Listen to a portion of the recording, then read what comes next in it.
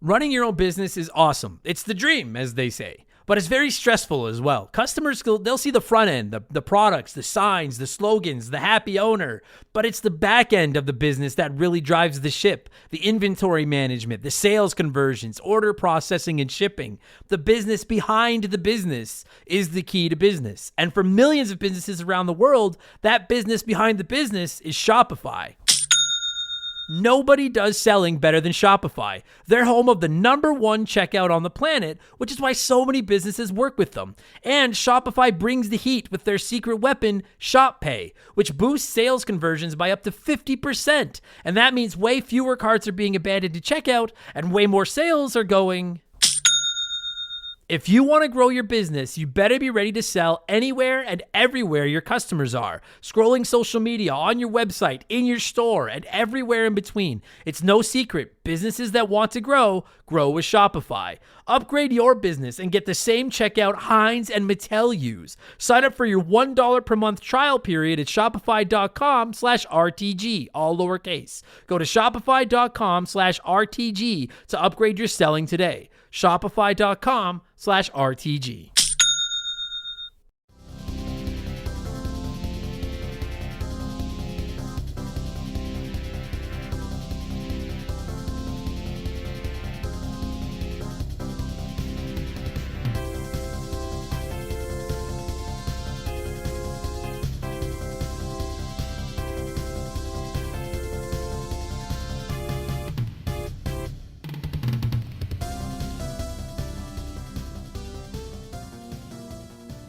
What's up, everybody? Welcome back to Remember the Game. It is my retro gaming podcast where every week a buddy of mine and I sit down and we geek out about the games we played back in the day. My name is Adam Blank. Thank you so much for listening to the show. And this week it is episode 256. And it's not only one of our Stupid Sexy sponsored episodes, it's one of our special Stupid Sexy sponsored episodes. And if you don't know, last November on my 24-hour Extra Life charity stream, 4 generous motherfuckers donated $1,000 dues each to the Stollery Children's Hospital here in Edmonton just for the chance to pick a game and come on this show to talk to me about it.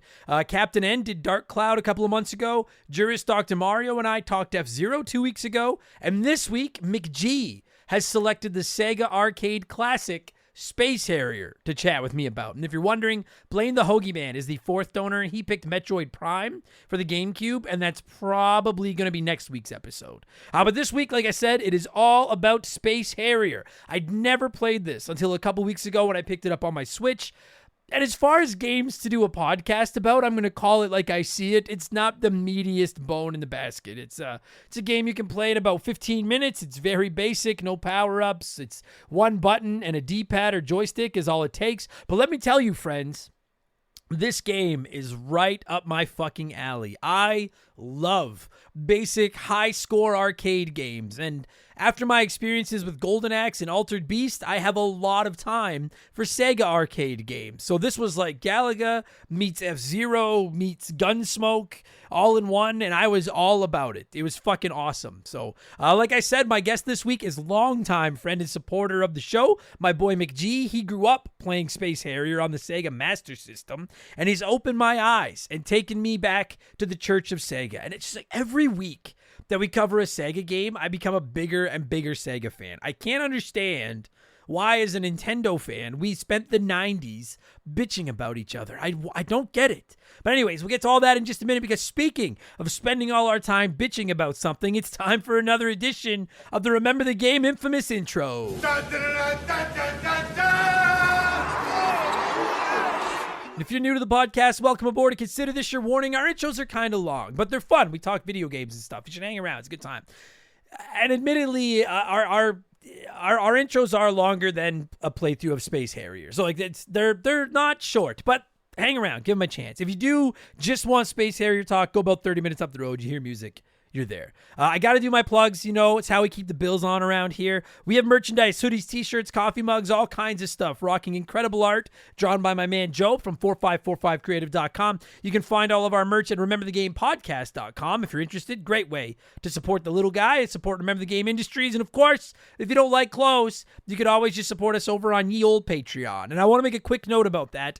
As of August 1st of 2023, our monthly $2 Patreon tier will be increasing to $3. Before you freak out and you're like, fuck him, then there's well over 300 archived podcasts available on that level now, ad-free, the second you sign up. New shows going live every week. There's a ton of other perks. I'm going to get into all that in the spiel here right now. And the extra dollar will be going toward advertising. Remember the Game, covering the cost of me hopefully traveling to some expos to promote the show, buying some advertising online and all that kind of stuff, and try to spread the word of the church of Remember the Game. We're not actually a church. Please don't yell at us. We pay taxes. Fuck, that's going to get me some heat. Anyways, and you'll still be able to sign up for an annual subscription at the $2 price if you're interested in that. So, and trust me, if you can stand the sound of my voice, and if you can, you're getting value because we offer up to 4 extra podcasts every week. Every second Monday, we do Purple Monkey Dishwasher, our new Simpsons podcast, hosted by myself and my friend Mark McHugh. Every Tuesday, I drop The Rambling Idiot, where I talk about my comedy career, TV, movies, sports,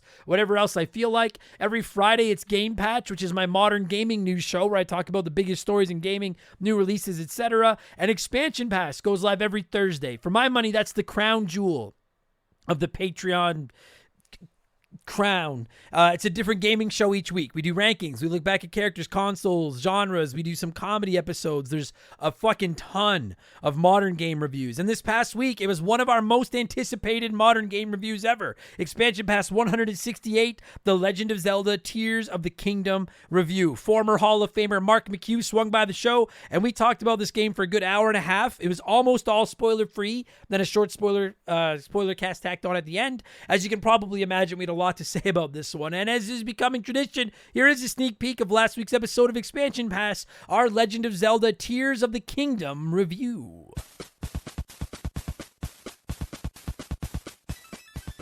And this clearly is the link from Breath of the Wild, and I love that the game starts. You've already got the Master Sword, you've already got full power, you've got the 80 hearts along the top of the screen or whatever, and then shit hits the fan quite quickly.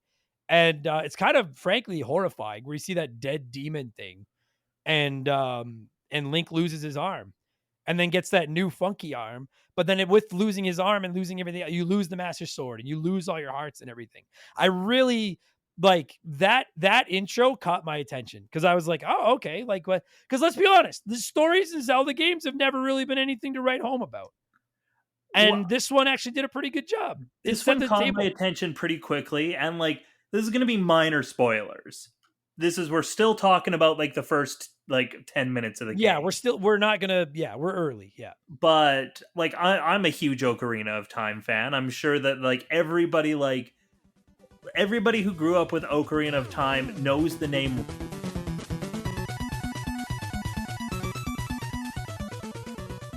So that's now available on our archives. And this week, it's Expansion Pass 169. I should have done something better with the 69 thing. But we're going with a topic that I've been kicking around for a while now, and that is, where should you start?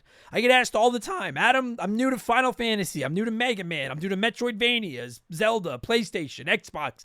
Where should I start? So this week, I'm going to cover a bunch of topics, genres, systems, ecosystems, and let you know where you should start if you're a noob. So it should be a fun episode. Again, subscription started a couple of bucks a month. You get new podcasts every week, instant access to hundreds of ad-free archive bonus podcasts, plus access to the 1,000+ member Remember the Game Discord, the chance to vote in our Patreon poll every month, the ability to submit comments to be read on these shows. You can DM with me, and you even get a shout out and get to hear me mispronounce your name like I'm about to do to most of these people. And listen, I haven't recorded one of these live in 2 weeks. Last week's was pre-recorded, so there's a lot of shout outs this week. So get comfortable. Here we go. A huge thank you to Dave Matthews Hand, Ken Dale Johnson, Bear6669, Lord Stay Puffed. Are you a god?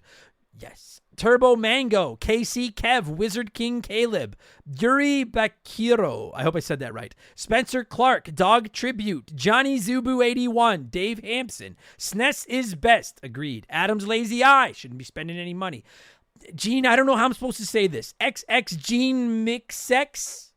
I don't know if I'm supposed to say the X's. Mr. Personas beat me at Tetris. El Wapo Riv, Rafi Goldfarb, Pep Suber 88, John McKay, AJ Mukherjee. Sorry, AJ. Axel Blades, Justin Tate, Provoked Lotus, FR, Thomas Fitzpatrick, Brian Duckett, Jackal Flats, 56 Canadian Gaming, Briscola Bram, Ocean, Jack Norps, Thomas Miller, Britt Casasanta,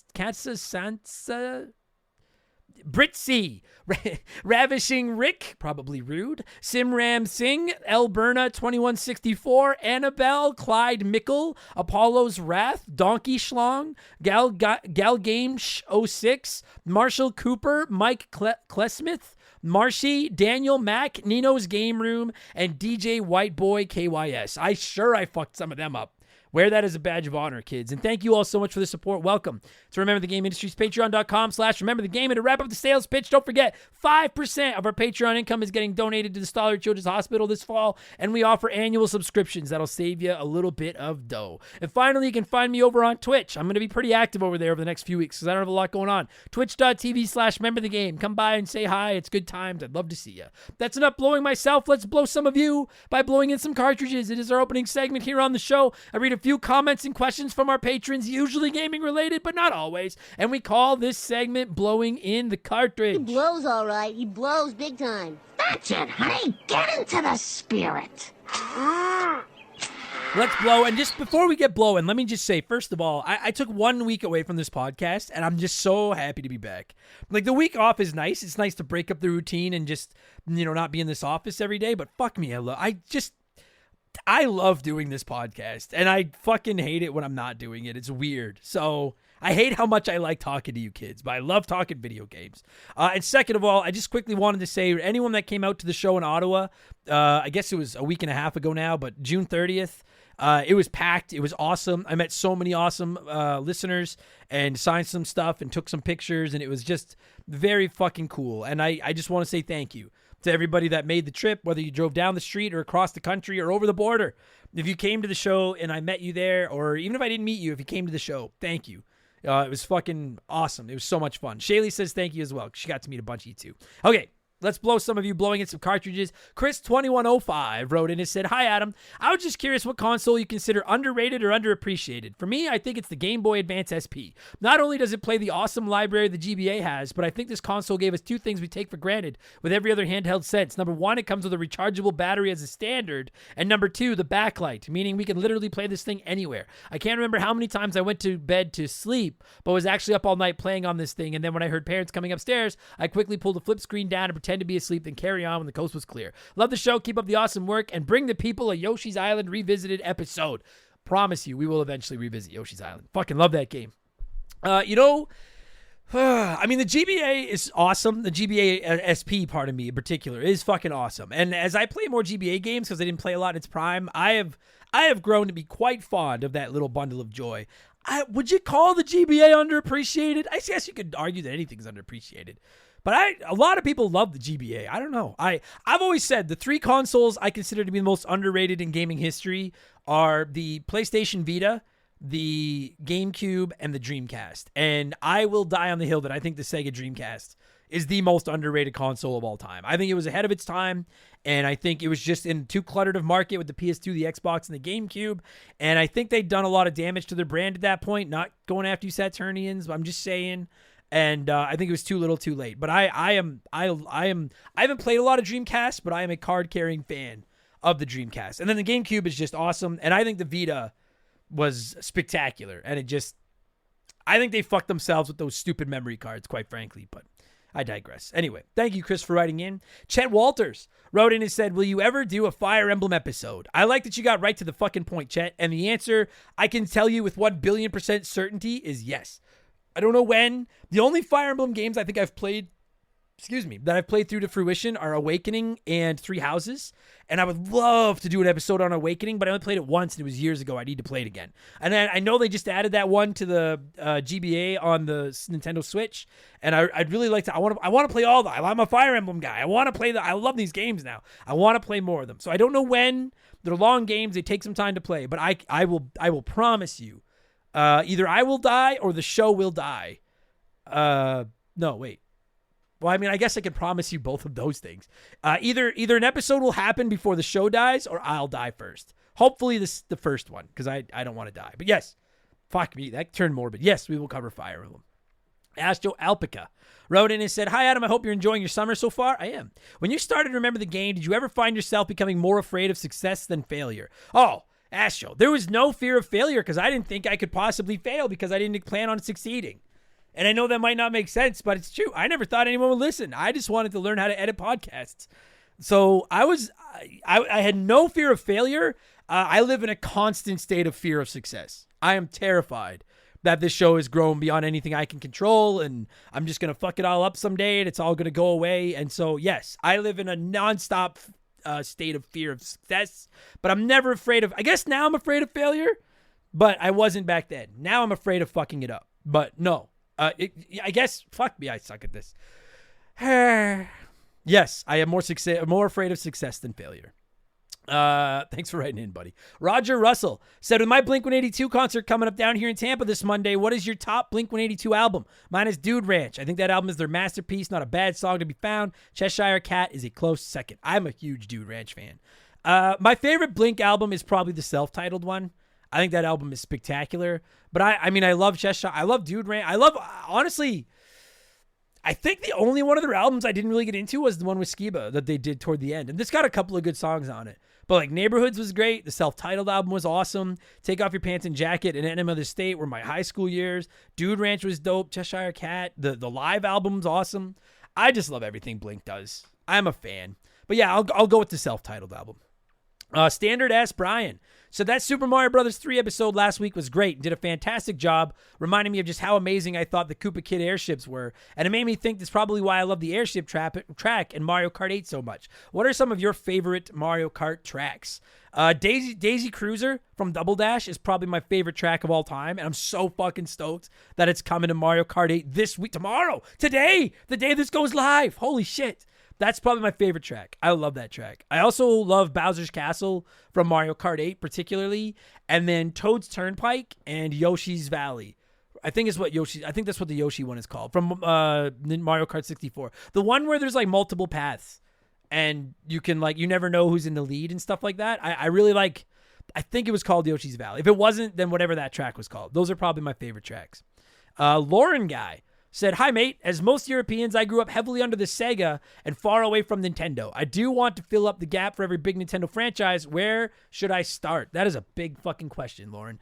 Definitely listen to Expansion Pass tomorrow because I'm going to talk about where you should start for a whole bunch of things. But if you're just asking where should you start with Nintendo as a whole, I would get myself a Switch, sign up for Nintendo Switch Online, even just the basic subscription, and I would start with the Marios and the Zeldas. And if you want to skip the NES, I wouldn't skip the NES, but the Super Nintendo is where those franchises peaked. So it's up to you. If you want to go OG, then I would start with the NES Marios. And if you want to start where it got really, really, really fucking good, then maybe start with Super Mario World. But definitely start with Mario and Zelda. Good luck. Fuck, I wish. Wow, man, what I wouldn't give to play those for the first time again. B.O. Problem. I got a B.O. problem here. Wrote in and said, "Hey, Adam, I know you like Ninja Turtles questions, and I don't think this one's popped up on blowing in the cartridge yet. Of the 4 turtles, which would you like to take on a lad's night out? Which would you like to have a chill day with? Which would you live with? And which would you like to have your back in an argument?" So I want Raphael to have my back in an argument for sure, because, he's Raph. He's probably he's loyal to a fault. And he's fucking good fighter. So I'd like to have Raph to have my back in an argument. I would like to go for a night out with...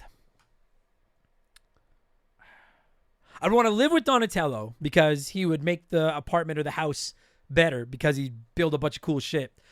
I don't know if I'd want to have a chilled... I'm trying to choose between Leo and Michelangelo for lad's night out and a chilled day with. I'm I'm going to go with Leonardo for the night out and a chill day with Michelangelo because I don't think I could keep up with Michelangelo anymore out at the bar. But I could spend a day with Michelangelo smoking pot and playing Xbox. And then for the night out, I'd go out with Leo because I feel like he'd want to go home in a reasonable time, and as would I. It's a good question. Thank you, BO Problem. It's good shit. And finally, before we move on, it's letter time. It's letter time. Marchie wrote in and said, "Hi, Adam. First time blower." Feels good to say that. "I've been listening to your podcast on the multiple commutes I make a week for the last month or two before I finally decided to join the Patreon, and it's been a huge positive addition in my life. Thank you. Something that's been on my mind for a while. Do you think modern gaming is going the way of having one uniform console that all games are distributed through and played from, eventually phasing out the need for a PS5, Xbox, PC, and Switch, etc.? Or do you think there'll always be a place for the niche differences between all of the platforms? Personally, I feel like eventually everything will be on one platform that can be docked or portable like the Switch is powerful enough to run all modern games. It can host all game stores and hubs, which is what I think things like the Steam Deck are the genesis for. Love your work, man. Thank you." Well, thank you, Marshy. That's a good question. So do I think eventually we'll get away from individual consoles and there'll just be one platform for all games? I hope not.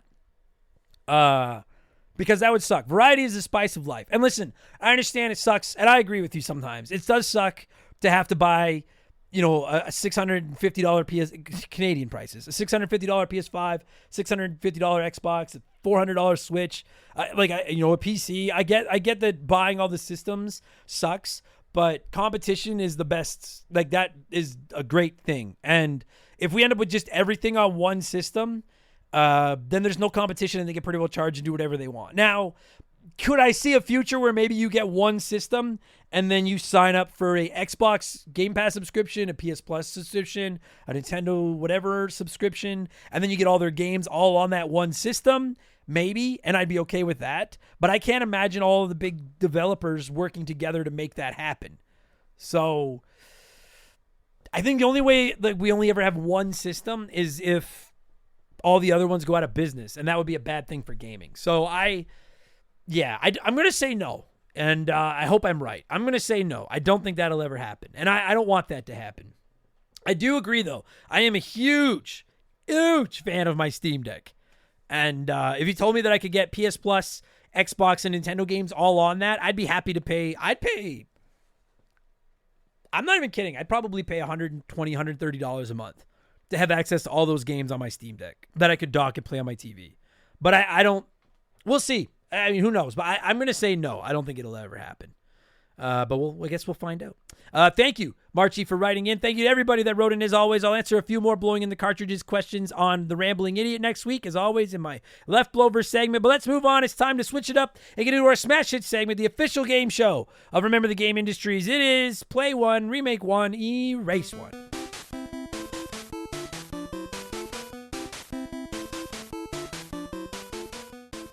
And a huge thank you to Classic Concentration from the NES for unknowingly providing us with the theme music for the show. The rules are simple. Every week I give our patrons 3 retro video games. They can play one as it was released, remake one as a modern game, and the third is erased from time forever. And as always, there are no wrong answers, but there is a right one, and we'll get to that in just a minute. This week we're talking Space Harrier. So I went with 3 other Sega arcade classics: The House of the Dead 2, Virtua Fighter 2, and Crazy Taxi. And this was a 2-horse race with both options voting to erase Virtua Fighter 2. Almost 80% of the votes said erase Virtua Fighter 2. Then it was just deciding which one to play and which one to remake. And the winner turned out to be 38% of you voting to play House of the Dead 2, remake Crazy Taxi, and erase Virtua Fighter 2. So let's see what a few of you had to say here. Then I'll tell you what the right answer was. Flinny123 wrote in and said, "I haven't played any of these, so I went with what I thought sounded dope. I'm going to play Virtua Fighter 2. I'm not super into fighting games, but it looks awesome. I'm going to remake Crazy Taxi because it's the only one I heard of, and I think it'd be awesome if it was made into a modern type game. And that leaves House of Dead to get erased. It looks like a zombie apocalypse game, which is dope in of itself, but I'm a little whiny bitch baby who can't take anything remotely scary, so that may make me the dope, but at least I'm following rules." Sound logic. I'm also, what did you call yourself? I am also a little whiny bitch baby, but I don't know if I could bring myself to erase House of the Dead 2. It's pretty fun, but I like your logic. No one is getting stabbed in Toronto tonight. Wrote in and said, play Crazy Taxi. It's still pretty fun. And could you imagine how choked people would be to get a full remake with modern new game cost with no changes? What could you really change? It's basically a knockoff GTA with just shitty driving.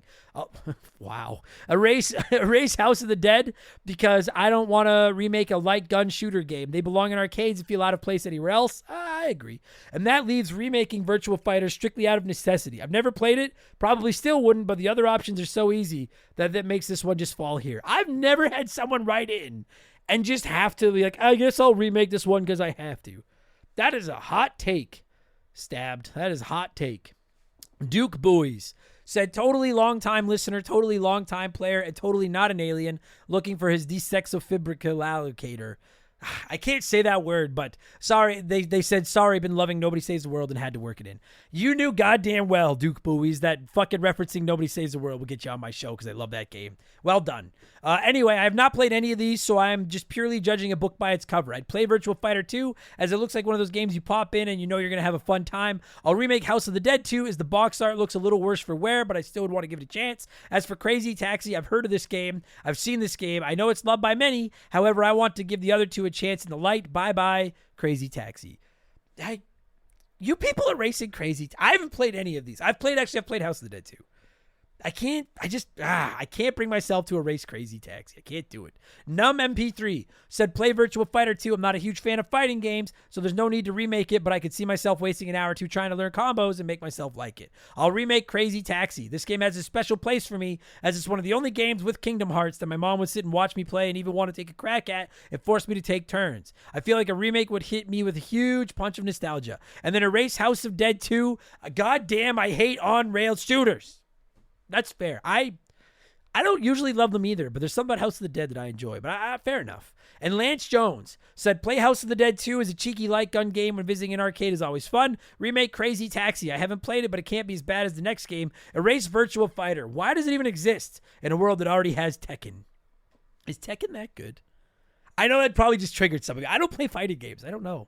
People seem to preach about Tekken like it's gospel. Fair enough if it is. I don't know. Anyways, I'm going with the runner-up this week. 32% of you, including Smash Bro 2013, who said, hey, hop on in. It's time for some Crazy Taxi. Play Crazy Taxi, remake House of the Dead 2, and erase Virtua Fighter 2. I'm actually kind of concerned what a House of the Dead remake would look like, but it's not quite as top tier as Crazy Taxi for me, and there's plenty of other fighters I could play over Virtua Fighter. I actually agree with most of your logic there as well. I'm going to play Crazy Taxi because I never have. And while it can't possibly be as good as the blatant Simpsons clone Simpsons Road Rage, I've always wanted to play Crazy Taxi. I have it on my Steam Deck. I got to play it.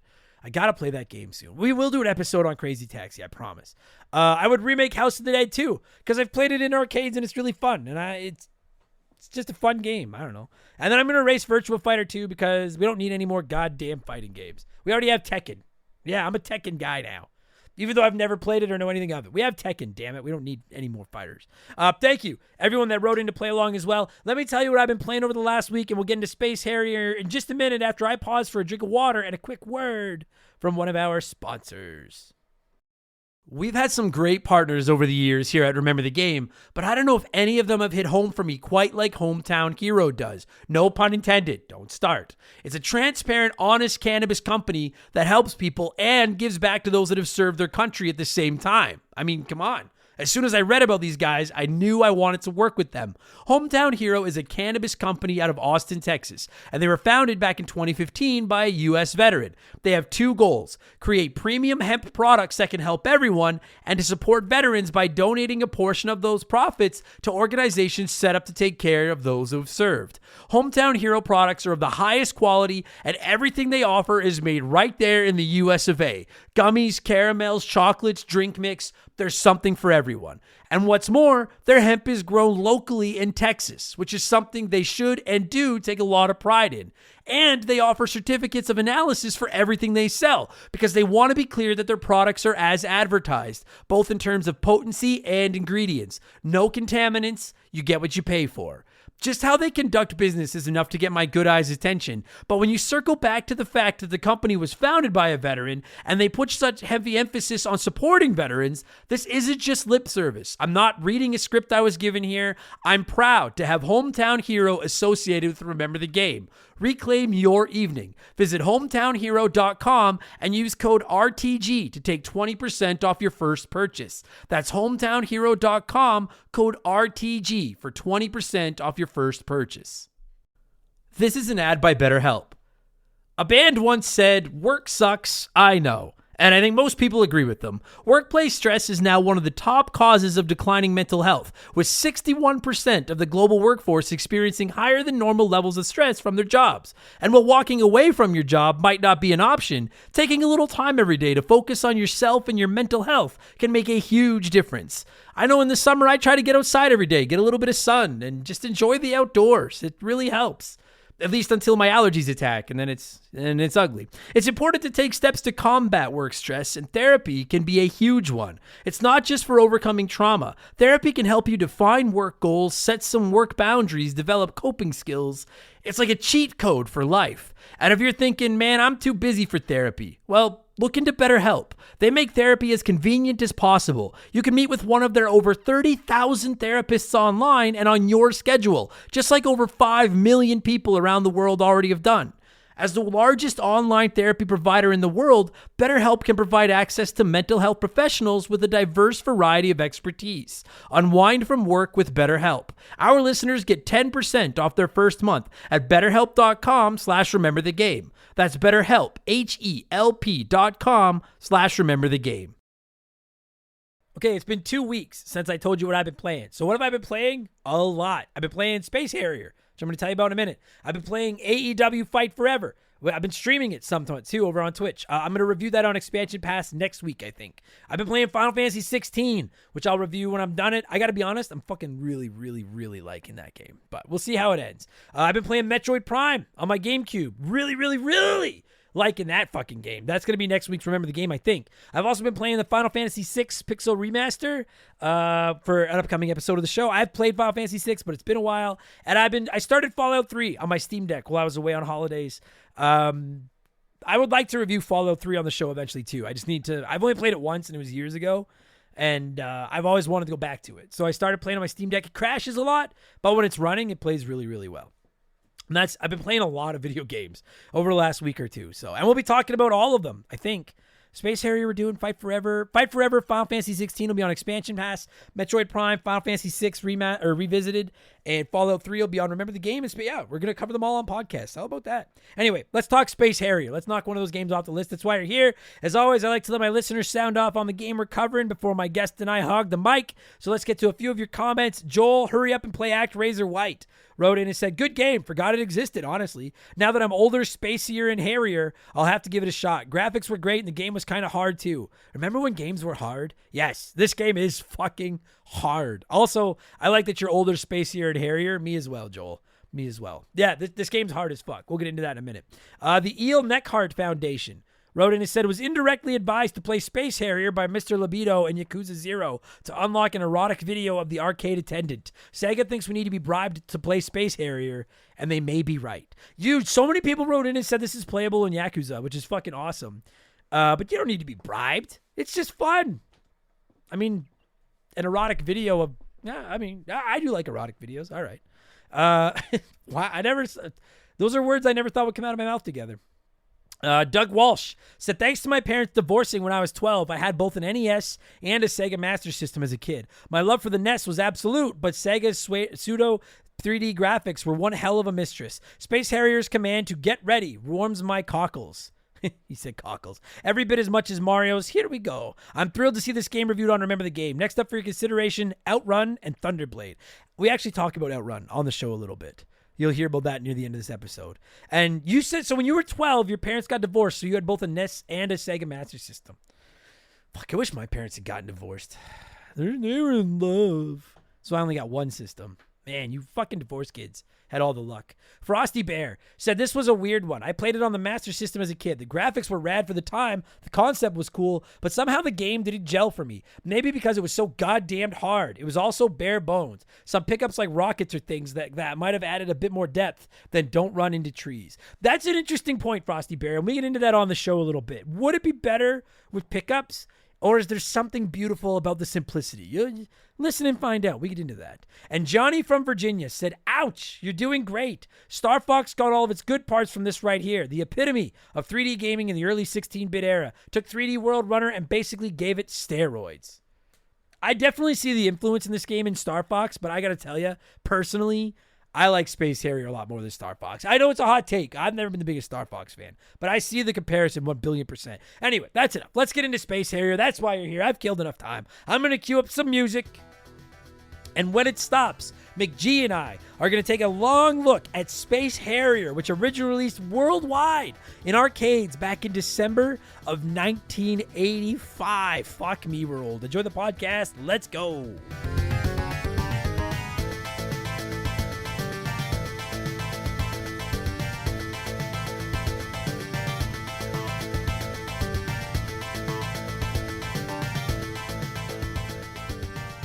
All right, so as I'm sure I said during the intro and all of that, this week we are talking Space Harrier, an arcade classic from those nerds over at Sega. This is pre-Saturn Sega, when they were still respectable and not fuck-ups. And there we go. Now I've got my shot in at the Saturnians for the week. Joining me on the show this week is the third of the 4 horsemen of the Extra Life Apocalypse, I guess. Last year on my 24-hour stream, we had 4 generous individuals each donate a nice sum of change to the Stollery Children's Hospital for the opportunity to come on the show. And now 8 months later, I'm getting to talk to them. This week, it's my guest, McG. What's up, buddy? How's it going? Not too much. You, buddy? I'm doing good. I like this game, so I'm doing good. And we'll get into that. But let me just say first off, thank you for your donation to the Stollery. And thank you on a personal note for your patience, because when I did my 24-hour stream in November, I intended to bang all those episodes out by like the spring. And now it's July 11th as we're recording this. So for a game that takes like 20 mines to play. Yeah, so it's pretty. Yeah, everybody else picked 40+ hour games. And I was like, we'll do one that's about the length of a joint. Yeah, no shit. It about is. So thank you for your patience. I appreciate that very much. Now, before we get into talking about this game and the meat on the proverbial bone here, I got to ask, dude, why Space? Because you had the option. When these guys sponsored the shows, they had the option to pick the game they wanted to talk about. Why Space Harrier? What is it about this game? Space Harrier was... So when I got my Sega Master System, because I was a Sega kid for the longest time, most of the games we got were just your side-scrollers, like your Double Dragons, your Altered Beasts, your Wonder Boys. And then shortly after we got it, we got this game. And the third-person rail shooter blew my mind. I'd never seen anything like it at the time. Totally. And it was so much fun. It was so different to me that I just got hooked on this game because it wasn't like everything else that was out there at the time. Totally. I got to tell you, like, fuck, I'm just looking it up now. When did this game is old. 1980. Jesus 85, Christ. yeah. Yeah. Released in arcades in 85 and then hit home in 86. And 87. Holy gee. Like, I got to tell you, I played this for the first time in 2023. Like, so forget 1985. I played this in 2023. So that's what? 38 years later. And I was impressed by it today. Like, I was like, I was shocked. So I played the Switch version, the Sega Ages port. Yep. And I was like, there's no, like, this has to have been upscaled or something. So then I looked up like some old school footage. I'm like, no, this is what it looked like. Yeah. Like, I was shocked that this is a fucking 80s game. Yeah. One thing the Master System did really well was their arcade ports. And I don't know how they did it because it was only an 8-bit machine. But yeah, the game looks almost identical to the arcade. The sound is great. Like, the sprites are pretty detailed. Like, it's pretty impressive for, like you said, a game from 1985. Fuck yeah, it is. Like, I'm not, y'all know I'm not a graphics whore. I don't really care what my game looks like. Make it fun, and then if it looks nice, that's a bonus. But just make it fun. That's how I like it. And this game is fun. So we're gonna get into how the gameplay and shit works. But I just like I'd be remiss if I didn't praise how this game. Not only the way it looks, because like you said, like it's smooth, it's bright, it's colorful. But like I'm not a tech guy. I don't know, but like, I feel like it's 60 frames per second. If it's not, they fooled us really well. Like, it is so fast. There is no lag in this game at all. None. And there is a lot of things on the screen at any given time. Yeah. Like, it is like, we just covered F-Zero a few weeks ago. And one of the things I love about F-Zero is even if you're not going that fast, it gives the illusion that you are.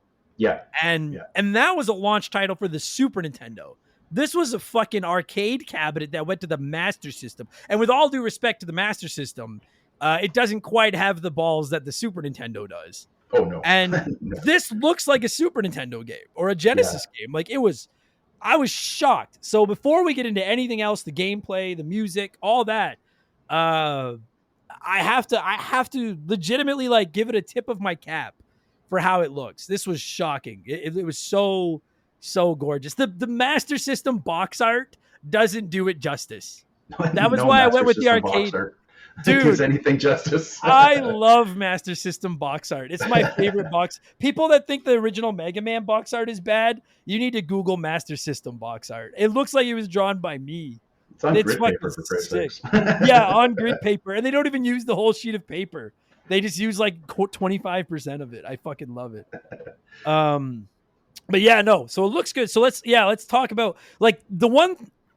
Listen, I like almost everything about this game. It's fun to play. It's fun to look at. The one thing about it, if we're gonna get into the negative, we'll do the negatives, then we'll get into the positives.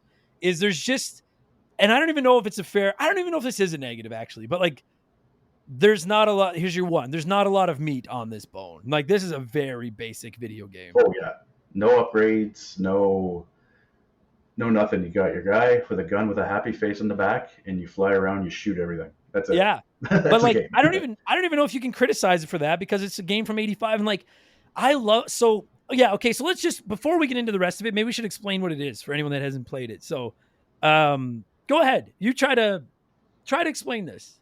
If you can't, I will, but go ahead. Yeah, no, it's a third person shooter essentially, but it's a rail shooter. It's not like anything like Gears or nothing like that.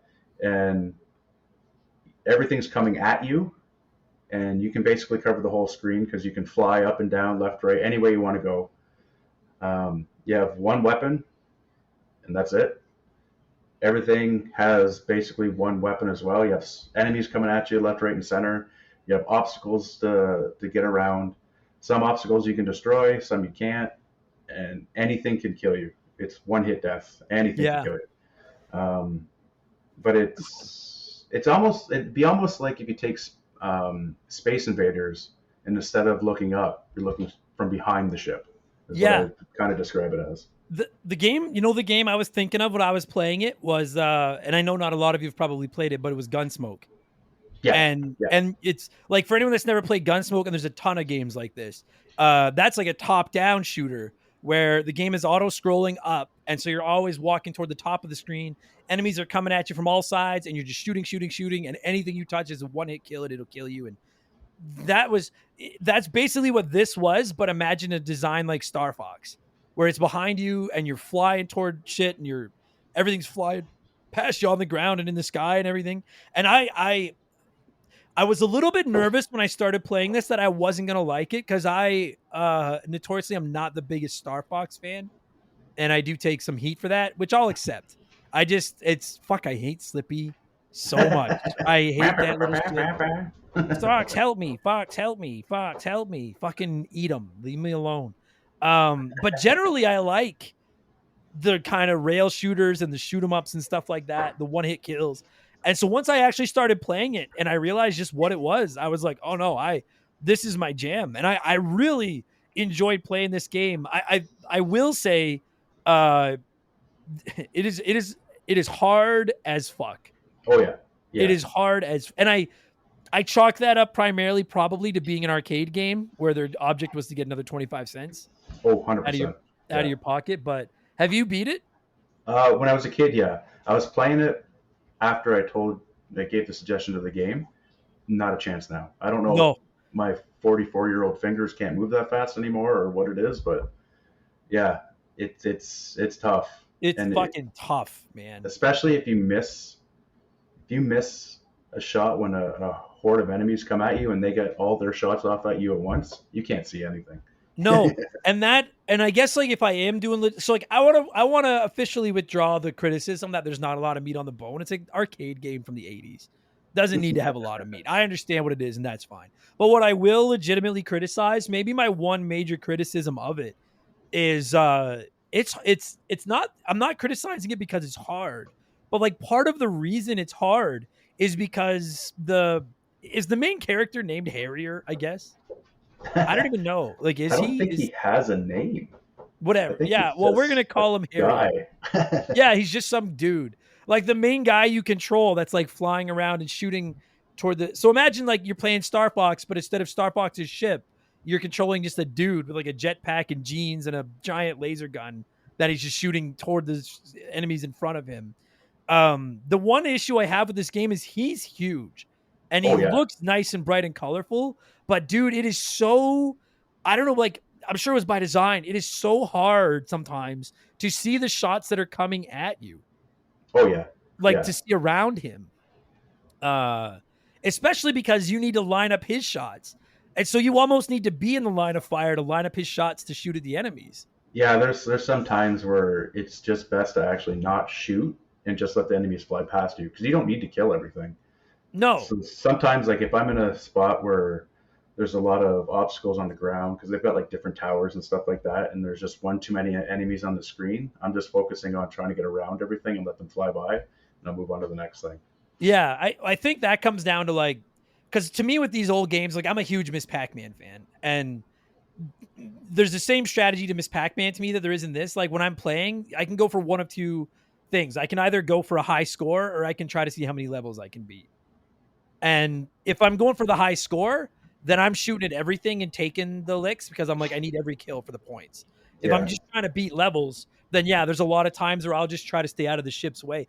Actually, dude, that's another game this reminded me of was like Galaga, but in 3D. And I'm a huge Galaga fan. I love it. Did you notice the score on this game? It doesn't stop scrolling. Yeah, I did. So as you're running or flying, your score just continuously goes. As long as you're moving, your score is going. And that's, you get, I can't remember exactly how many points, but you get free men from so many points, right? So even if you're not killing something, you're still kind of progressing to that free man, which God, you need later on in this game. Bro, I think that's a testament to how hard this game is when they're like, we give 1-ups when you earn enough points. And we know how badly you're going to need the 1-ups that we're going to give you points just for not dying. Oh, like exactly. every second you don't die, here's 10 points. Because they're like, you're going to need these fucking lives.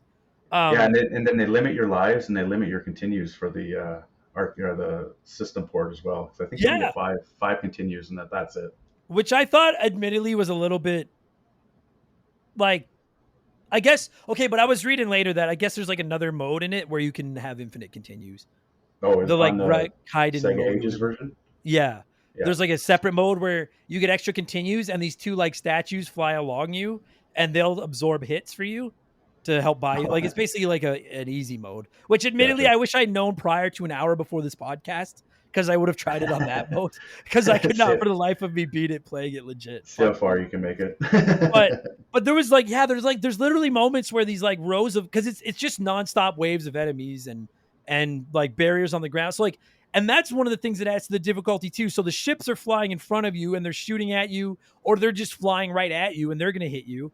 But then also on the ground, there's trees, there's like big rock pillars, there's like giant enemies. And if you touch any of them, it kills you too. And that's another thing that adds to the difficulty is that like I'm trying to watch the sky to watch the projectiles that the enemies are shooting at me. But I'm also trying to watch the ground to make sure I don't stay too low and fly into a tree or fucking something like that.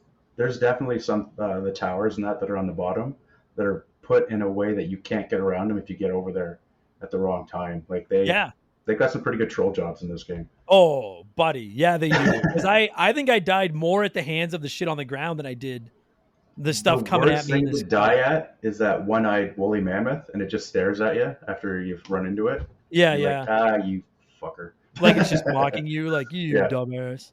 But no, but there was a few moments where I'm playing it, and it's like a row of enemies, especially in the early levels, like a row of enemies will come into the screen, and it'll be like say a chain of like 5 spaceships, and they they all fly in and you can see them off in the distance in like a synchronized like line pattern.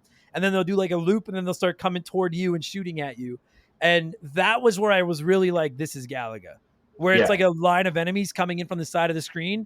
And if you're quick on the trigger, it's like pew, pew, pew, pew, pew, pew, and you shake them all out before they have a chance to do anything to you. Yeah. And it's just so satisfying when you land that chain of shots. Oh yeah, when you get rid of all and you just have like that half a second to just breathe before the next wave comes. And that's what it is. You get literally like a third of a second to be like, and then something fucking kills you anyways. Fuck me. But no, it's really okay. So we've kind of explained what the concept of the game is. So now we can kind of get into the next thing I wanted to quickly touch on too was like, we've already mentioned the graphics, but it's not just the sprites of like the character and the enemies and the obstacles and shit like that, but like the way the ground is flying past underneath you.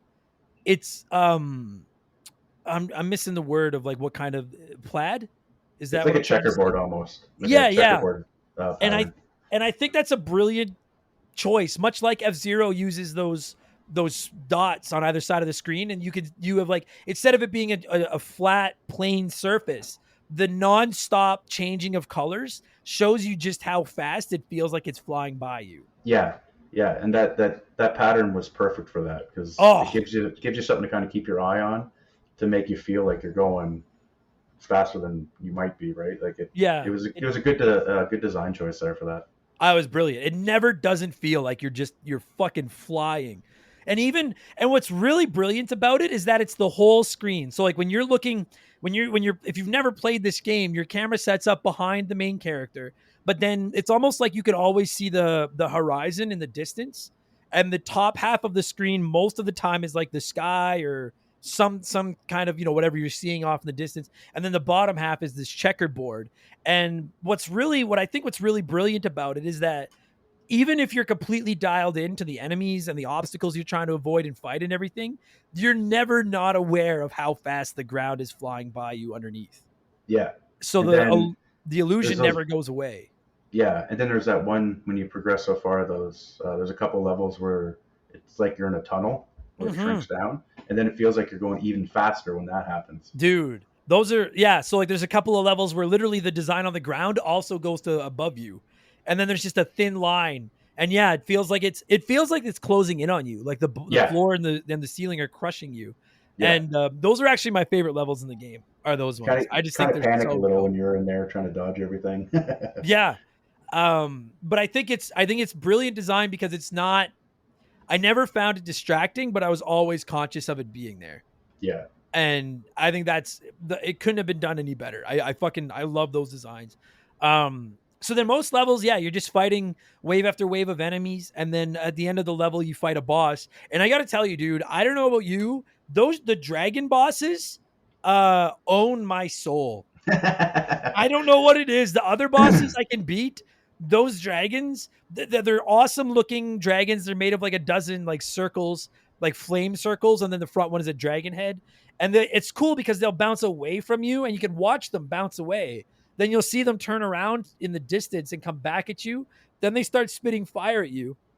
And I could never master shooting them without getting caught in their fire at the same time. Yeah. You gotta get at them right away when you see them in the distance. Just start hammering them. Yeah, and then because the enemies aren't, like, the bosses aren't hard. Like, they're not bullet sponges or anything like that. It doesn't take a lot to kill them. Not at all. It's just when they're shooting their fire at you, you just have to be aware of it. And the best time to get them is either right when they're first coming up or when they first turn around, and you can just unload on them. Yeah, I think you're right. Because once they get close to you, it gets back to the point I was making earlier, too. Like, your character takes up so much of the screen, it can be difficult to see what's in front of him. And then you're 100%. Trying to line up your shot while not getting hit by his shots that are coming at you. And it's a lot to take. It's hard to see everything. So you're right. Like, I know that was when I started to get better at the game. Every time they would turn around and start to fly away from me, I was mashing shoot for all it was worth and just cheesing off. And like, you could cheese the switch port and hold the trigger for like the auto fire, but I was trying to play it the old school, just mash A the whole time. Just mash it, yeah. Yeah. That the double-headed dragon can be a pain in the ass when they both start shooting at you at the same time. Don't even get me. Like, so I think the furthest I got was level 9. Okay. And that was once.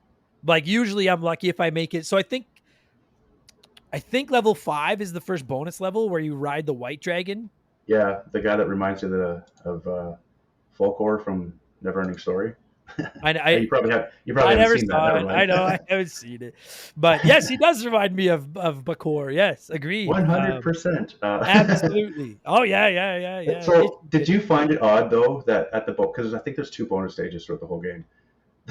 The whole purpose of the bonus stage is to destroy trees and to look at this thing's ass. Because Yes, its ass is right there the whole time. yes, I did want to point that out. For some reason, it's because he's a cool looking dragon. He's like a big mean dragon, but he's all white and fuzzy, like an abominable little snowman thing. And it's like I like it. You like get it. He's your friend, and you ride his back, and it's awesome. But then, yeah, when he takes off, it's just for some reason they put this like hairy white pasty ass sticking out of the back of his hair, and that's what you get to look at. And I found that hilarious and odd at the same fucking Yeah. time. That decision. Every time it's just like, what is happening? Why am I Yeah. looking at this? I'm glad it's not just me. I didn't want to say it and then have you be like, no, dumbass, that's his tail or fucking something. I'm like, Definitely it's not a tail. That is It's definitely clearly not a tail. It's clearly a rear end. But yeah, and I do agree with you. Like, especially in a game, because like again, I don't know if they were inspired by Galaga or anything with this game, but I can see the Galaga influence in this game. Oh, they had to have been. They Yeah, had to have been. because Galaga had the bonus levels too, and so I saw the bonus levels and I was like, "Fucking A!" And I'm thinking the first time I get to the bonus level, I'm thinking, well, this dragon must just have insane firepower, and it's just gonna be wave after wave of like ships coming at us, and we just destroy everything, and get all these points. And then you realize that like, no, the dragon literally just never stops doing like an arching jump. Yeah, like And all up you need down, to do back is and forth. Yeah, and all you need to do is steer him into the trees on the ground. And you're You right. just I don't smash into understand them. why are we destroying the trees? Why is I'm that? trying to save this planet. Let me drive this dragon into a tree face first. Yeah. While staring at its ass. Yeah, very very odd bonus levels. I was confused by that as well.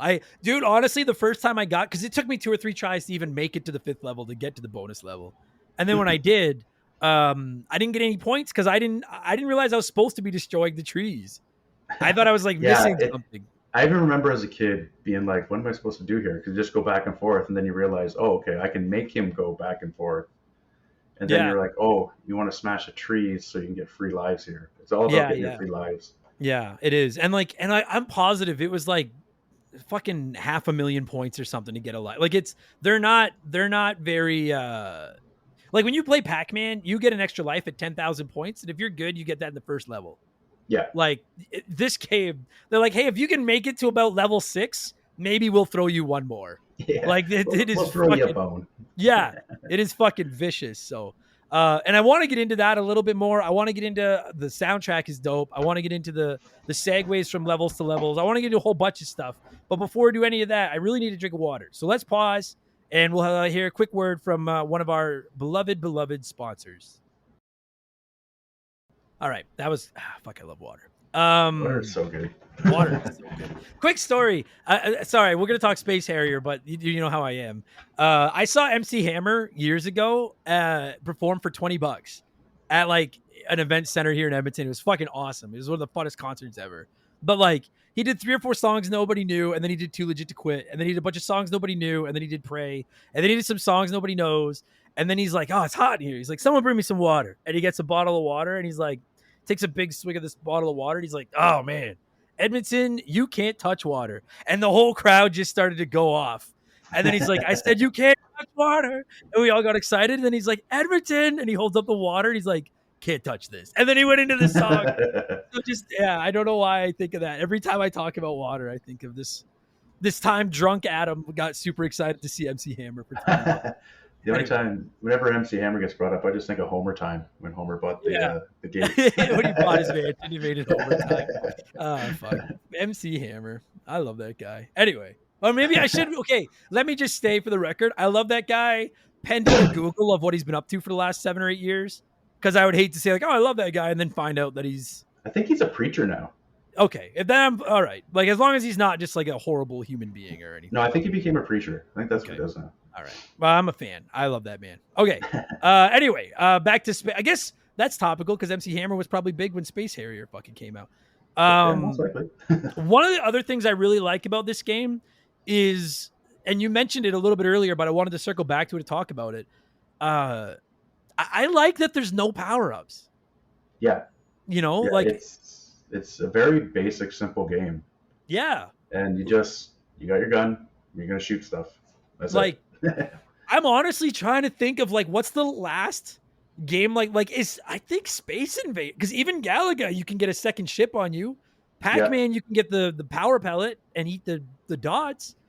I'm like Space Invaders maybe. Like there's maybe. I just can't even remember if that has any yeah, like extras. that might be it. Like there's like if you're listening to this and you've never played this game, outside of the occasional extra life, if you get enough points, like you're not picking up extra lives, you're not picking up momentary invincibility. Dude, there is like if you die, because one hit kills you, and you die and then you're not paying attention, you die again. Oh yeah, like you this got that. game, What is it like? 1 second when he goes, get ready, and you can move yourself somewhere across the yeah. board. Like 1 second, get ready, and then you're fucking dead again. I was playing it this morning, and I had a run where I lost 3 lives in about 10 seconds. And I was like, get the fuck out of here. Like, I got killed on the ground, so then as soon as I got back into the game, I went up into the sky, I got shot. So then I went back down to the ground and got killed again. And I was like, get the fuck away from me. It is And I'm done with vicious. this. Oh my God. But I kind of like, listen, I love power-ups, right? Like, and I do think there would be some more. I would hear an argument that maybe there's a little bit more replayability to this game if there was some kind of like you could pick up a double gun or something. But I also Even the odd missile or something to fire. sure, yeah, like a bomb you could throw or clear the screen or something. But I gotta say, man, like I'm a big fan of old school arcade high score cabinets like this, Pac-Man, Galaga, Burger Time. Like I love those old school games where they're simple and it's just about trying to get his, points and stuff. And maybe it's just the old man in me, but I have a soft spot for a game like this where they were like, there is nothing here. It's just you and you your and a gun. button. Yeah, you and a button. Yes. And it's like, and I hope you're quick on that button. Have you ever played an arcade version of it? Like the on a cab? I haven't played the arcade version of it, but I looked it up just to see what it looked like, and it's one of the cabinets you sit in, and it's Oh no got shit. like, the stick in front of you and the button to the side. Oh, dude. It's a pretty wicked looking machine. Oh, I'm looking at it right now. That's fucking awesome. Wow, dude. I gotta like. I would love to play this on an old school arcade cabinet. Yeah, I think these games, like, listen, the home ports of these types of games and everything are great, and I'm so glad. I was literally just reading a day or two ago an article about how some group is saying that like 87% of video games made are at risk of being lost forever or something, like they're not available anywhere. And so I'm always in favor of seeing old games get modern ports so they're not yeah, again lost to time. But my God, what I would love to just, I think games like this, like Galaga, like Burger Time, those like they're meant to be played in their original cabinet form. yeah. There's every year I go to Fan Expo in Toronto, which is like Canada's Comic Con, like their biggest one, and they always have a group that does a retro arcade. They rent out one of the rooms and they bring out all the old retro cabinets, the original cabinets, and it's still a quarter to play. So you go give them $5, they give you $5 in quarters, and it's 1 quarter, and off you go. And it's so much fun. So much fun to just be in there. That'd be so. I will always be a sucker for those. Like, dude, it can be a game I've never. I'll be honest. I'm gonna be honest. I don't. I guess I'd heard the name Space Harrier, but I knew nothing of this game. Coming into It's this a dead franchise too, right? Like they only came out with three games, and then they just kind of right left it as it is. Yeah, and if I was walking through like an arcade and I saw this cab, it looks like now that I've played it and I know how much fun the game is, I'd be like, I gotta play this. But I don't think I would have played it beforehand because I didn't know. Right. But even if it's an arcade cabinet I've never heard of, no idea what it is. You know, when you're at like a fucking laundromat, a bowling alley, a convenience store, a small town, anywhere, if you see an art, like, I don't know about you, like I can't help but I can't not look at an arcade cabinet when I see it. Oh yeah, they draw me to them too. Right? I love. There's Well, just that's our youth, right? That's what we did. We didn't sit on our computers downstairs or play consoles. We went to the arcade and dumped way too much money into games we could never beat. Well, and shout out to Sega, because Sega, I did not a lot, but I did some homework into like Sega's arcade history. I knew a little bit of it. I've read books about Sega and stuff, but I did a little bit of looking into it when I was getting ready for this episode, and like, man, oh man, like what I wouldn't give to have a couple of their cabinets today. Like they were on their fucking game with these cabs. Yeah, they knew what they were doing when they were doing arcade cabinets. Like which makes sense why they ported so many as well, right? Like they had the arcade market. Yeah. And I'm slowly experiencing, like I've played Altered Beast, I've played Golden Axe, I've played Space Harrier, I've played Wonder Boy. Like I'm slowly experiencing all these games for the first time and just loving them. I really have become a much bigger Sega fan in the last 3 or 4 years than I ever imagined I would be. And it's not a fanboy. Don't blame the consoles. The games are great, not the consoles. The games are great, agreed. And like some of these like less is more basic, super easy to play arcade games are just some of the like. This is one of those games that's it's just fun. It's just you can play it for 20 minutes and you're probably good. But it's just a fun fucking video game. You don't have to think when you play it either, right? Like, no, you're not worried about, like you said, there's no power ups. You're not worried about trying to build your character, right? You just fly around, hit a button, and you can relax. Yeah. And then move on when you're done with it. Be a great game to play at like a bar when you're drunk with your friends and just take it with the exception of the fact that it might make you puke. That is true. It might make you puke because it's going so fast.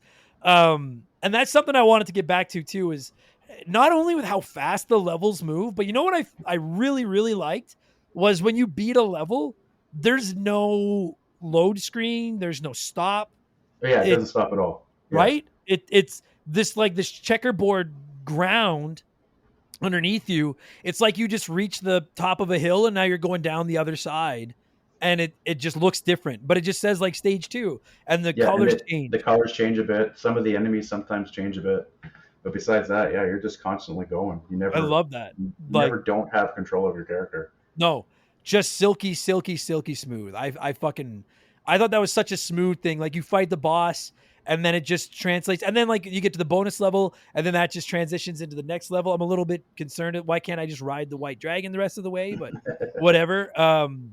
Silky, silky smooth. And I got to tell you, dude, a lot of the music in these old games is pretty forgettable in my opinion. This game's got a pretty banging soundtrack. Yeah, like the main theme is pretty good, but then almost every boss has its own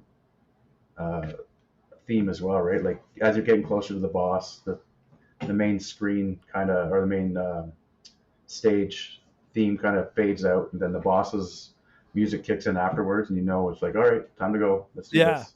And it's I don't like I don't want to say that I can't help but feel like this game was influenced by games like Galaga, but I also look at an F-Zero and I'm like, was F-Zero influenced by this? Because I feel like it might have been. It could have been. Like just the way the ground is flying by and the banging soundtrack that just like I normally play my old school games like this with the sound pretty down, if not off. Like I play them while watching TV or whatever. But there were a few instances playing this game over the last couple of weeks to get ready for the show where I had the music up and I was like, man, this fucking soundtrack is really good. Like I'm getting pissed off because I'm dying so much, but I'm enjoying this music while I'm dying, you know? At least the music is calming my soul. Yeah. At least I'm having fun while I'm getting my fucking ass beat. Because this game, so like you've been playing it recently, because I want to talk a little bit about the Switch port of it too. Have you been playing it a little bit to get ready for this, or are you just going on memory? No, I bought it on the Switch and was playing it on the Switch. How far can you get? Oh, I think about the same as you. I think I got to about level 9. Like, and I ended up watching a playthrough just to refresh my memory for the rest of it. Yeah. And go ahead. It's so good. It's such dude, a good yeah. game. It's funny because I watched one on YouTube. It was like 17 minutes long. Yeah. Of a dude playing it. And I wasn't trying to cheap out. I was like, I can't beat this. And I was like, I'm not good. And I want to see how it ends because I was curious if there was like a final boss. The fucking final boss is like a boss rush. Yeah. The fuck is that? Yeah, you do the boss rush, and then you get the final boss, which is that fire dragon that moves about, I don't know, 100% faster than any other boss. That's insane. I was shocked when I saw that, like, because I was like, again, I understand it's arcade cab, and the whole point of these old arcade cabs is to take your quarters. I get that. They want to kill you. I've played The Simpsons beat 'em up, the Turtles game. I understand. But I was shocked that, like, if you fucking, like, I can't imagine how many quarters you'd have to sink into this thing to get good enough to get to the end. And then you get to the end, and you have to fight all the bosses, and then this fucking super dragon too. Like, Jesus, just give me a fucking bone and say congratulations. Fuck Again, me. though, like the bosses aren't bullet sponges. Like you're not sitting there for a long period of time. If you No. get a few shots off, you can take them out pretty quick. I agreed, and I think one of the other things I like about this game is, uh, I don't. Maybe some people would argue with me, but like I don't think it's cheap. Like in the way it kills you, I think it's overwhelming, but I think it's tough but fair. I think if you practice it and you put your time in, you can memorize these levels and like you said, figure out the strategies to just destroy the bosses as quick as possible. And I really do feel like this, and that's where I think there's some merit to the home port, not just because Sega released their home console and needed games, and they're like, well, we own these games, let's port them to the home consoles. But like, if I'd owned this game as a kid, I would have played this game like a motherfucker because I would have been bound and determined to get good enough to beat it. Oh, exactly. Yeah. It's same as when I had it. It was like, okay, so I made it to stage 5 this time. Let's go a little further. Oh, now Yeah, I'm at 7. Okay, now I'm at 10. And you just want to get further and further and further. And you yeah, want to like you said, you start memorizing the early levels, and the next thing you know, you're not dying until you hit level 7, and then you're not yeah, dying until you hit 10. And yeah. it's so I fun. it is, dude. Yeah, I went on a run last night where I got to level 3 without dying, and that may not sound impressive to some of you, but I was pretty Play fucking. the game. Play the game first before you say that Yeah, doesn't sound yeah, impressive. exactly. Yeah, I got to level 3, and then shit went off the rails.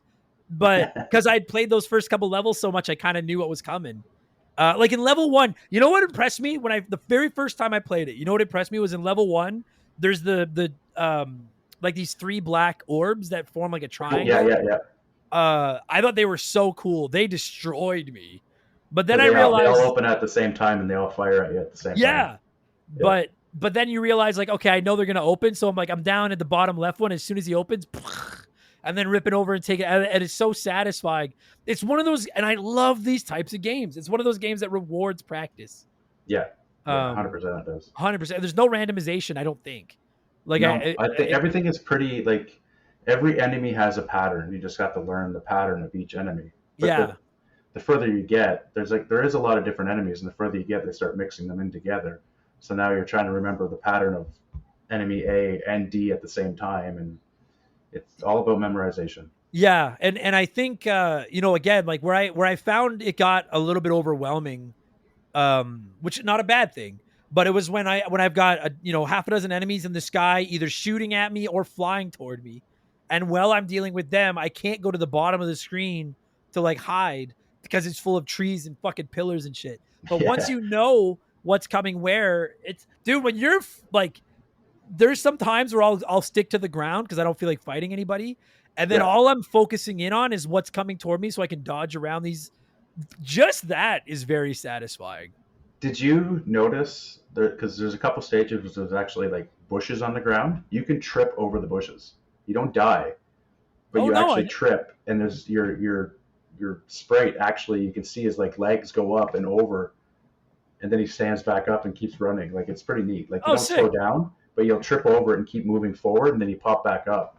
But if you No, trip at the wrong time, you get shot, right? of So, course. Yeah, yeah. They're a pack of wolves, the fucking enemies in this game. They see a chance, oh, they're they're gonna fucking. relentless. But because I looked up the manual to it after I was playing it for a little bit, and I have said this to people. I've been saying this on the show for years. If you experience a retro game for the first time, if at all possible, look up like they were designed for you to read the manual. And I was like, this one doesn't. This one you don't really need to read the manual. It's a No, very, very, very basic game. But the one thing I did notice in the manual, which I should have known, I've played video games, I should have known this. It was a great tip. Was they were like, let the enemy shoot, then move. And I've been doing that in games for fucking 35 years. But it's like draw their fire to you and then move over, and they're not gonna shoot where you're going. they're gonna shoot where you were when they where you shot. were. Yeah. And that actually legitimately helped me. I really did start to get better. The enemies that were fucking me up were the ones that shoot multiple times. Yeah. Or Like did you make it to the robots that shoot the rockets at you? I don't think so. So later Admittedly, on, there's they all kind of start to become a blur of just shit trying to kill me. But so later on, you get these robots and they shoot missiles at you, and they're almost homing. They'll kind of stray left or right to you, so you got to kind of be a little bit more careful with those guys. But besides that, anything that shoots those like pellets, yeah, it's a straight line once they shoot. And even the pellets, I love that. Like they're these glowing like ovals, and they grow as they're coming toward you. Like it gives that feeling of 3D, yeah, no, and it's fucking. One other thing I found a little bit frustrating was I could never figure out what I could shoot on the ground and what I couldn't. Yeah. But it does throw you off too, because when you're fighting the bosses, everything it makes that ping noise and your bullet deflects, but you're doing damage. So when you're on the ground and you'll shoot like a building or a tree, and it does the same thing, but you're like, but I can't blow this one up. Yeah, dude. The first time I got to I didn't beat the final boss, the boss of the first level the first time, that dragon, and I got there and I didn't think I was hurting him, so I wasn't shooting, and I'm like, I must have to shoot him in the face or something, and then when I got back to him the second time, because you're right, when you shoot him, he doesn't flash, he doesn't make any kind of indication you've hurt him. It's just bing, and your shot bounces away, and I'm like, oh, I must not be hurting him, and then. The second time I got there, I was like, well, I'm just going to pepper him and see if I can find a weak spot. And all of a sudden he blew up and I was like, oh, for fuck's sakes. So that I was hurting him the whole fucking time. God damn it. I do like, though, that they slowly change colors, like the dragons, as you're... like you said, you don't really know if you're doing damage, but then it'll go... They're usually green, right? So then green to like a yellow, orange, and then red. So you're like, okay, I'm doing something here. Yeah, 100%, yeah. Man, it's a fun little game. If you've never played it... I was going to say, try it. It's available on, I think just about all the major consoles now as like a Sega Ages game, which are great. Yeah, and I think it's only like $6 too, right? Like, nothing they're dirt cheap. And they're fun ports. But then I had a lot of people reach out and say, apparently these are playable in like the Yakuza games, which are made by Sega. And apparently you can go to like arcade and play a bunch of old Sega arcade games. And a lot of people have said that's where they played this. You what? I've never played an Yakuza game, so they're good. They're fun. I get asked about it. I'm like, they're too long, so I don't play them. But that's the thing. Like, I only have so much time for long games. Yeah, 100%. And that was one of the reasons I love this one, because I was like, fuck yeah, 10 minutes a game, I'm in. That's what I'm talking about. But it went from like, oh, I only have to play this a couple of times and I'll be good to go, to being like, before I know it, I've spent an hour doing run after run after run on this stupid fucking game. It hooks you in, that's for sure. Once you start getting good at it. It's a fun game. I love it. I love the soundtrack. I love the graphics. I like the simplicity of it. Another classic Sega game. Like, I put it, like, I'm a big fan now of Golden Axe and Altered Beast. Like, I love those two games. Yeah, those are great games. Oh, and I put this one in that same class. Like, it's got me wanting to play. I really want to play Outrun. That's the one that I keep seeing. Outrun's good too. Yeah, Outrun's really fun. Yeah, it looks fun. But man, I won't lie to you. I thought you Master System kids had a terrible childhood, but some of your games are pretty neat. Well, I may have still had a terrible childhood. Yeah. I mean, you're still. I mean, your box art alone was fucking. Your parents clearly didn't like you. If that was the box art they were buying for you, but they're like, we want everything as basic as possible for this kid. Yeah, no shit. No creative influences anywhere. I cannot beg you listeners enough. If you've never seen Master System box art, Google some. It is all time. It is fucking incredible. Especially the wrestling one. Gotta look at the wrestling one. I want to. The guy with no head headlocking the guy. That's great. Yeah. Oh fuck. Do we miss anything?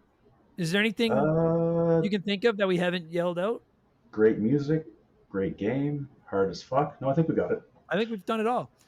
All right. Well, then, as always, I like to let my my guests come up with a fun scale. And you said you've got one in mind. What are you thinking? There's 18 stages in total, so I figured 18 would be a good scale to go with. I wouldn't have believed you if I hadn't watched that playthrough, because I would have been like, I don't think there is an ending. I think they just assumed nobody would ever get past like level 7.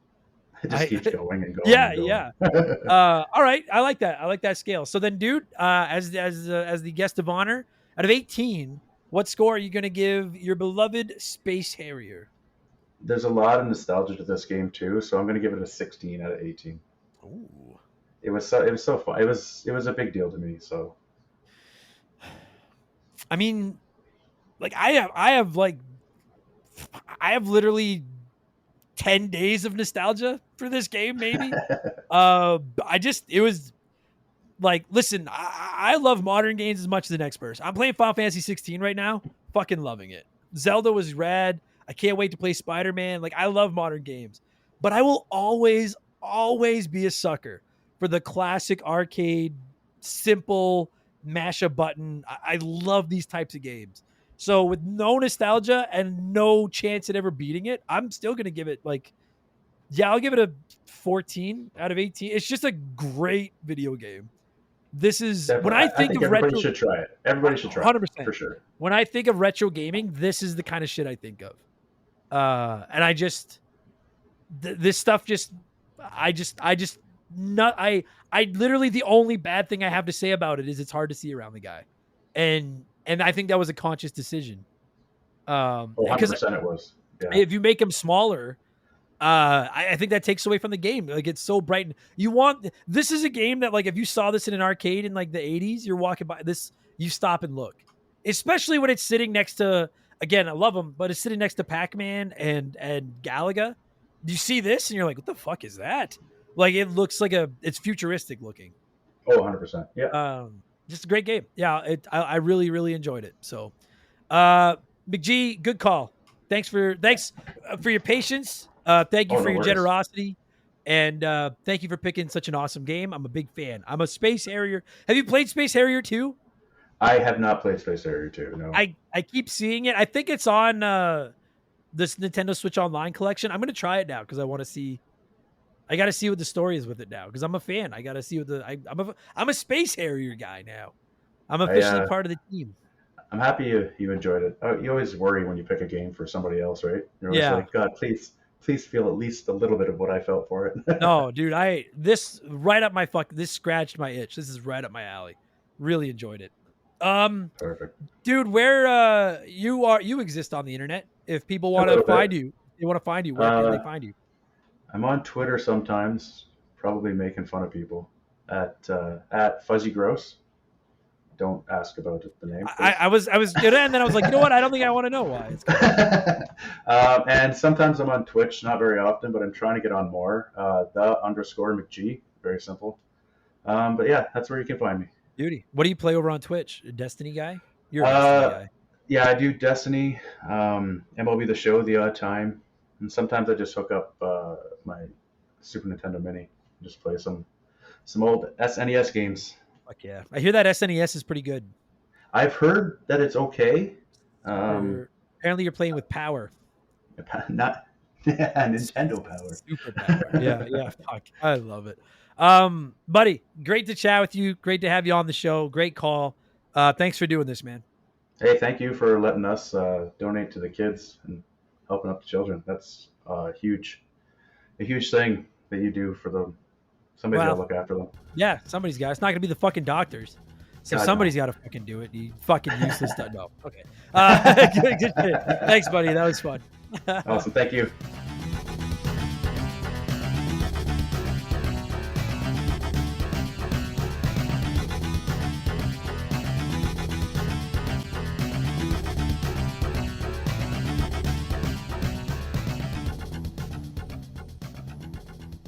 And that's going to do it for this week's episode. McG, thank you so much for A, tipping me off on Space Harrier, B, making an incredibly generous donation to the Stollard Children's Hospital, and C, your patience, because it took me 8 months to play a game that takes 15 minutes.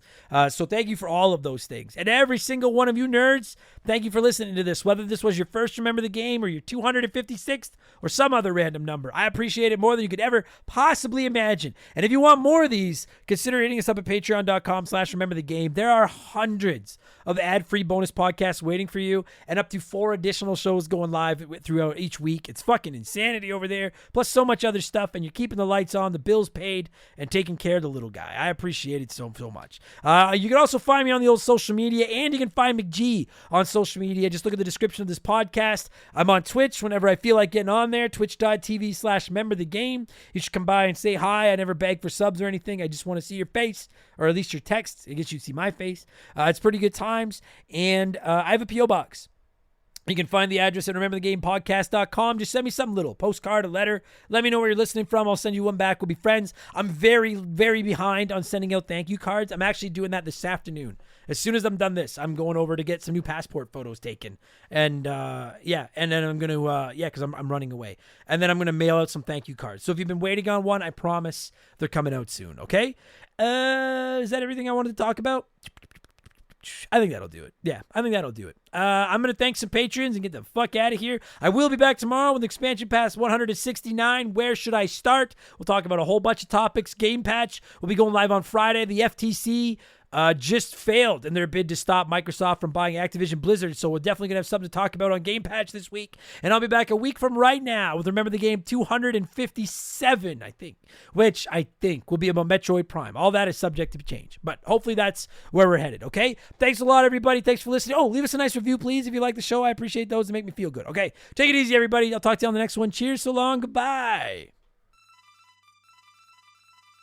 Remember the Game is brought to you by our Patreons. I could not puke up all the content I churn out every week without all of your support. There's a voice crack. The following people are either senior executive vice president level or higher at patreon.com/rememberthegame, and as such, I am obligated to thank them as quickly as possible. So a huge thank you to Nation Mellow, Magic Money, Joe Buck, Sharonic, Andre, The Keegs, James Clark, Dave McGee, Dan of DNA Gaming, Slick Rick, Doug Doran, Chris Fleury, Andrew Wright, Jordan, Fraser Burns, Angry Ticks, Dave Thompson, No One Cares, Scott Brooks, Aaron Lawson, Nathan Tremblay, A-Town, Morgan, Zane Donovan, Ryan Kinchin, Mike Maloney, G9PSX, Mercury 869, Wolfgang Darren, Andy Hudson, Doogie, Wolf Magic 21, Johnny from Virginia, Joel LeBlanc, Squints, Titan 420, Zonko 504, Jeff Bergeron, Captain N, Daniel, Tunable Power, John Woodruff, Randy Barrage, Just a Fish, Trevor Leahy, Super Dad Bros Podcast, Denzalo, Holmes, Zach Shepard, Ballsack Teabagger, Chris Dickin, Frosty Feet 492, Triple, Chugger 22, Elijah Burns, Jean Ray Pram, Ray San Wantonga, DBXJ, Jameer Williams, Steve Dalk, Mizuru, Juris Dr. Mario, Phil Lencher, Joe the Sandman, Ruben Elizalde, Eric James,